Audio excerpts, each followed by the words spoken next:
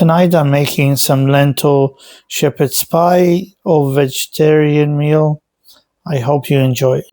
So first thing we're going to do, take a cup of red lentils. Now we're going to cook the lentils in I use my rice cooker to it gets soft enough to just use. Alright, so next I'm going to take some potatoes. I have 2 big ones and 2 small ones, and I'm going to peel them and I'm going to start making my mashed potatoes for the top of the shepherd's pie. To pieces, roughly pieces, doesn't have the specific size, and that's just to make it cook a lot better once, so we can mash it. So as well as the spring onion, I'm going to cut some carrot, peel and cut carrot, and just finely chopped. And then I'm going to add some mushrooms as well. Now I'm going to cut some mushrooms, and I'm just going to finely cut them as well. And I'll add it to the spring onions and the carrots that I already cut up just in the bowl. Now that I boiled all the potatoes, as you see, you know when it's ready when it's soft with the fork and it's easy to just use. All I'm doing is take a masher. I'm going to mash all the potatoes together, and then I'll add some spices to it.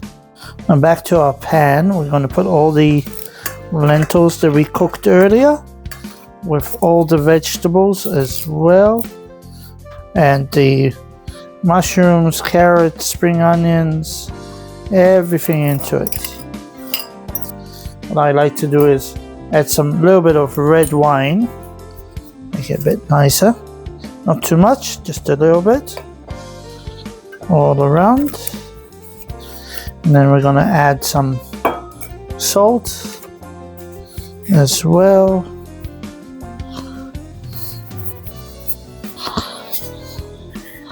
Some onion powder,